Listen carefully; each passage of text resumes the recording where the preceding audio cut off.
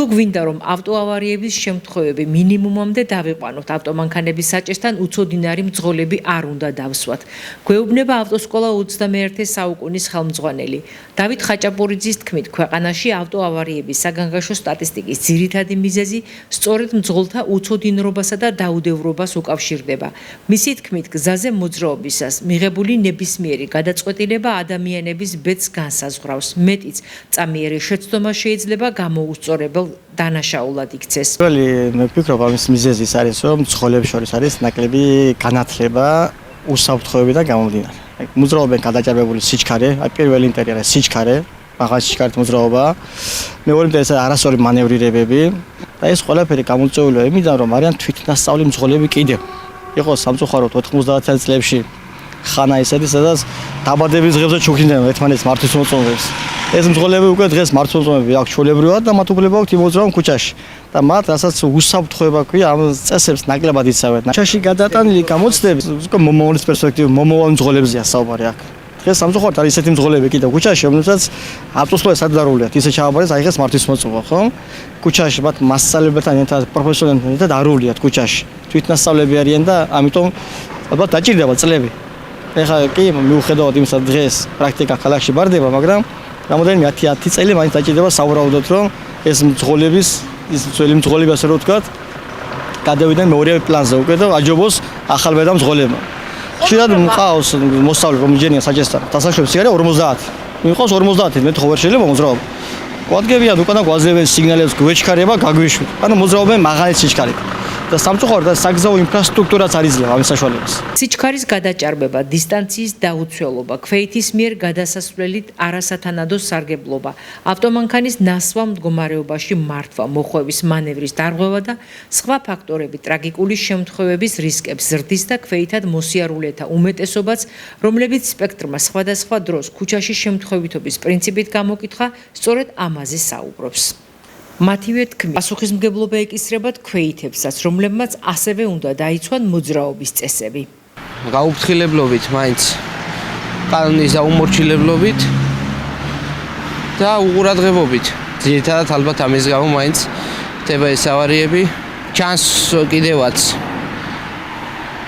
როცა სადაც უნდა დაუთმოს ერთმა ავტომანქანამ მეორე მძღოლს, არ უთმობენ გზას და ეს ყველაფერი იწვევს ასეთ უბედურ შემთხვევებს. ზოგი საერთოდ ტრაგიკულად თავდება. საკუთრებული კონტროლი საჭირო, როდესაც მართვის მოწმობებს იღებენ. აქ იყოს განსაკუთრებული ყურადღება მიქცეული, რომ არ მოხდეს ამე გაპარვა ისეთი, რომ უცოდინარი არ დაჯდეს მანქანას. ხალი მძღოლის საჭესთან სასტიკად აკრძალულია. მაგარი ყველაზე მიუღებელი მოქმედება, იმიტომ რომ აუბედურებენ ძალიან ბევრ ოჯახებს, ძალიან ბევრი შემთხვევა ვიცით, რომ ძალიან ფატალურად ბრუნდება, ამიტომ მეტად უნდა გამკაცრდეს კანონი მთვრალი მძღოლების შესახებ და ამდენი არც მსხვერპლი იქნება, არც გაუბედურებული ოჯახები იქნება და მარტო მძღოლს რომ მოვკისროთ, მოვთხოვოთ პასუხისმგებლობას, ჩვენც უნდა ყველაფერში, ჩვენც ადამიანებმა უნდა ვიყოთ უზრუნველყოფა, რომ ჩვენც ვიყოთ ყველაფერში პასუხისმგებელი.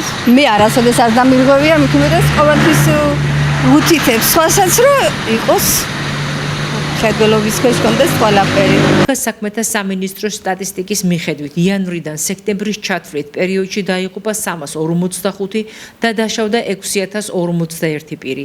დაფიქსირებული ავტომობილის ქვეითად მოსიარულეზე შეჯახების 1385 ფაქტი, რის შედეგადაც 112 ადამიანი დაიღუპა.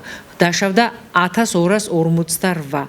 მიმდინარე წლის სექტემბრის მონაცემებით მოტოციკლეტით მოძრავი 20 ახალგაზრდა დაიღუპა და დაშავდა 713 მოტოციკლის მძღოლი.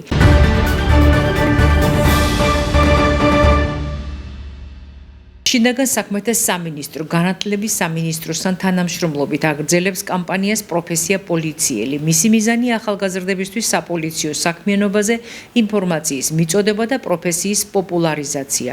მოსწავლეები ქვეყნის მასშტაბით და რა თქმა უნდა ზესტაფონის მუნიციპალიტეტის საჯარო სკოლებიდანაც ესტუმრებიან სამინისტროს სხვადასხვა დანაყოფს. ადგილზე გაეცნობიან ინფრასტრუქტურისა და მუშაობის სპეციფიკას. ასევე მონაწილეობას მიიღებენ სიმულაციურ აქტივობებში. პოლიციის თანამშრომლები მათ პრაქტიკულ გამოცდილებას გაუზიარებენ. კამპანია წლის ბოლომდე გაგრძელდება და მასში 4000-მდე მოსწავლე ჩაერთვება.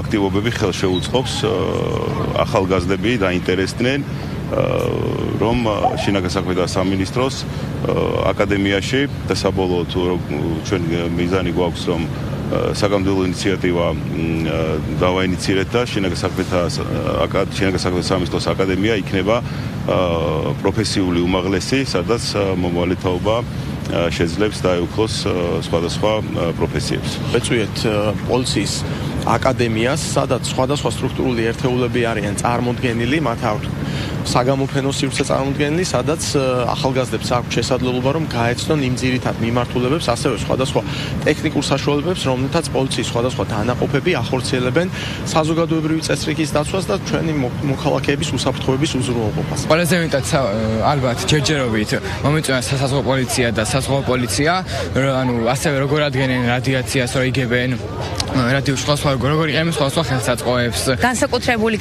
მოწონება გამოიწვია ჩემში 112-ის კუთხემ და საგამოძიებო კუთხემ, სადაც კრიმინალისტმა დეტალურად აგვიხსნა ყველაფერი და ამომწურავ ინფორმაცია მოგვაწოდა, ასევე 112-ის სტენდთან მდგარმა გოგონამაც გაგვაცნო აპლიკაციის მოხმარების წესები.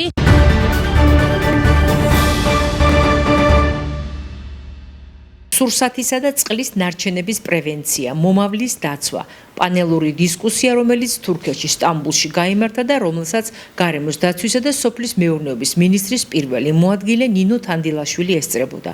ნინო თანდილაშვილმა ყურადღება გაამახვილა იმ საკანონმდებლო და სტრუქტურულ რეფორმის მნიშვნელობაზე, რომელიც საქართველოში ბოლო წლებში განხორციელდა. ჩვენ ვიმყოფებით ქალაქ სტამბულში თურქეთის პირველი ლედის და სოფლის მეურნეობის მინისტრის მოწვევით საერთაშორისო ფორუმზე, რომელიც ნარჩენებით დაბინძურების პრევენციის საკითხებს ეხება. რა თქმა უნდა, საქართველოს მხრიდან ხაზი გაესვა იმ რეფორმებს, რაც ჩვენ გავატარეთ ბოლო წლების განმავლობაში, როგორც სურსათის ნარჩენების შემცირების კუთხით, ასევე თანამედროვე წყლის რესურსების ინფრასტრუქტურის განვითარების მიმართულებით, რომ საქართველოს მთავრობისთვის ჩვენი მოსახლეობის სასმელი წყლით მომარაგება არის პრიორიტეტი, ასევე თანამედროვე საირიგაციო ინფრასტრუქტურის განვითარება, რაც არის ძალიან მნიშვნელოვანი წყლის რესურსების სწორი გამოყენებისათვის.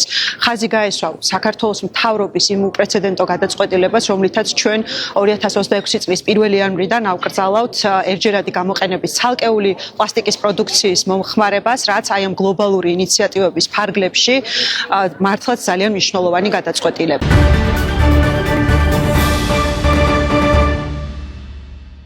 იმერეთის სატყეო სამსახურის თანამშრომლებმა წაბლის ხის მერქნის უკანონო მოპოვების მორიგი ფაქტი გამოავლინეს. კერძოდ დარღვევას ადგილი ჰქონდა ჭიათურაში, სადაც 3 კუბურ მეტრამდე წითელი ნუსხით დაცული წაბლის სახეობის სამასალე მერქნის უკანონო მოპოვებისა და ტრანსპორტირების ფაქტი ხდებოდა.